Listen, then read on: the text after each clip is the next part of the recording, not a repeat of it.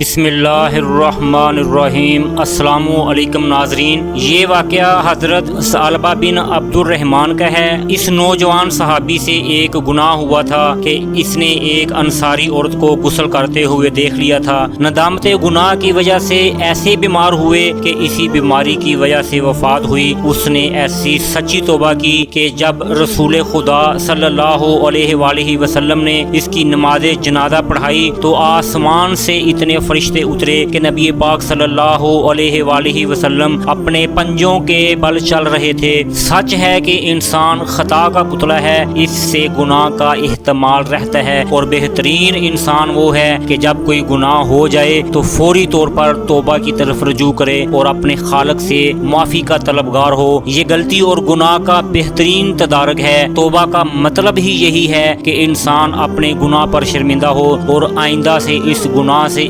اجتناب کا مکمل ارادہ ظاہر کرے، جس کو شریعت کی اصطلاح میں توبۃ نصوحہ کہا جاتا ہے، یعنی سچی اور حقیقی توبہ۔ صحابہ کرام میں سے بھی بشری کمزوری کی وجہ سے گناہ سرزد ہوئے، مگر انہوں نے گناہ پر ایسی شرمندگی اور ایسی ندامت کا اظہار کیا کہ ان کی توبہ پر فرشتے بھی رشک کرنے لگے۔ صحابہ کرام کی توبہ کے کئی واقعات کتابوں میں درج ہیں، مگر حضرت ثعلبہ کی توبہ ایک منفرد توبہ ہے۔ میں چاہتا ہوں کہ میرے قارئین بھی اس کو پڑھیں اور سبق حاصل کریں۔ حضرت جابر بن عبداللہ انصاری کی روایت ہے کہ ایک انصاری نوجوان نے اسلام قبول کیا جس کا نام ثعلبہ بن عبد الرحمن تھا۔ اس کی عمر تقریباً 16 سال تھی۔ یہ نوجوان رسول اللہ صلی اللہ علیہ وآلہ وسلم کی خدمت کیا کرتا تھا۔ ایک مرتبہ رسول اللہ صلی اللہ علیہ وآلہ وسلم نے اس صحابی کو کسی کام کے لیے بھیجا تو رستے میں اس نے ایک انصاری کے گھر جھانک لیا۔ اندر ایک عورت غسل کر رہی تھی۔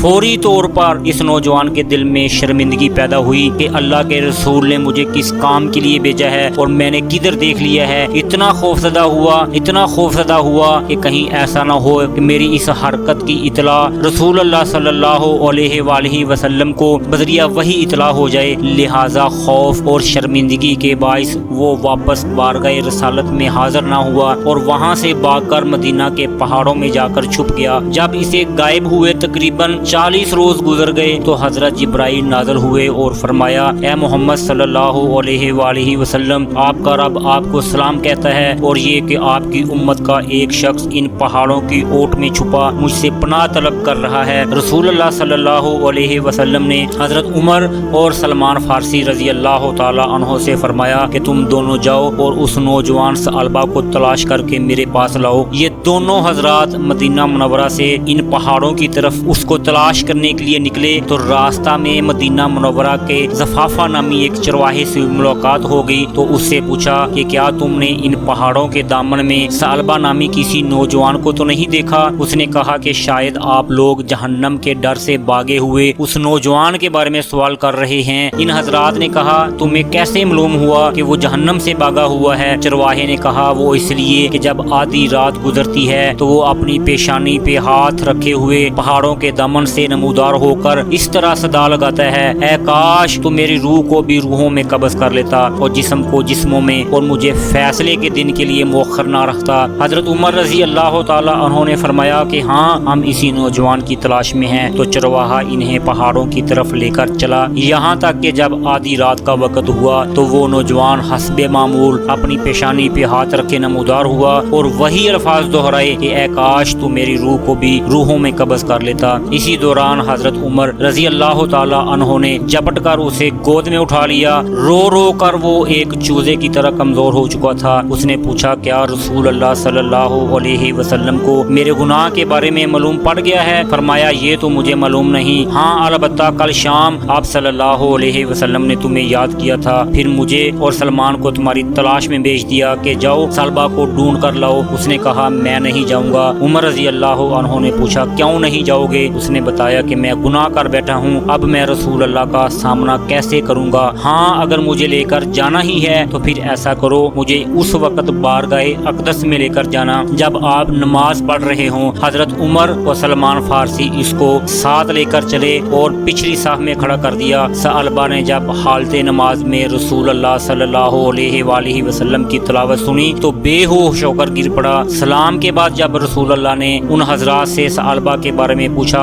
عرض کیا گیا یا رسول اللہ یہ رہا ثعلبہ۔ رسول اللہ نے اسے ہلایا تو وہ ہوش میں آ گیا۔ آپ نے فرمایا تجھے کس چیز نے مجھ سے غائب کر دیا تھا؟ عرض کیا میرے گناہ نے یا رسول اللہ۔ آپ نے اسے تسلی دی اور اسے اپنے گھر جانے کا حکم فرمایا۔ اس کے بعد یہ نوجوان 8 روز تک بیمار پڑا رہا۔ اطلاع ملنے پر حضرت سلمان فارسی بارگاہ رسالت میں حاضر ہو کر عرض گزار ہوئے، یا رسول اللہ احساس گناہ نے ثعلبہ کو بیمار کر ڈالا ہے۔ رسول اللہ صلی اللہ علیہ وسلم نے فرمایا چلو ابھی ثعلبہ کی عیادت کرتے ہیں۔ آپ اس کے پاس تشریف لائے اور اس کا سر اپنی گود میں لے لیا۔ ثعلبہ اب زار و قطار روئے جا رہا تھا اور کہہ رہا تھا اے پیارے رسول میرا سر اپنی رانوں سے ہٹا دیجئے کیونکہ میرا سر گناہوں سے بڑا پڑا ہے۔ گناہ کیا کیا تھا کہ ایک عورت کو برہنہ حالت میں دیکھا تھا۔ آپ صلی اللہ علیہ وسلم نے فرمایا اس وقت تم کیا محسوس کرتے ہو؟ اس نے فرمایا یا رسول اللہ مجھے ایسا محسوس ہوتا ہے میرے جسم کے گوشت میری کھال اور ہڈیوں کو چونٹیاں سی کاٹ رہی ہیں۔ آپ صلی اللہ علیہ وسلم نے فرمایا کوئی خواہش ہو تو بتاؤ۔ عرض کیا یا رسول اللہ میرے رب کی طرف سے مغفرت کا پروانہ اور بس۔ حضرت جبرائیل نے نزول فرمایا اور فرمایا اگر میرا یہ بندہ زمین کی مقدار پر بھی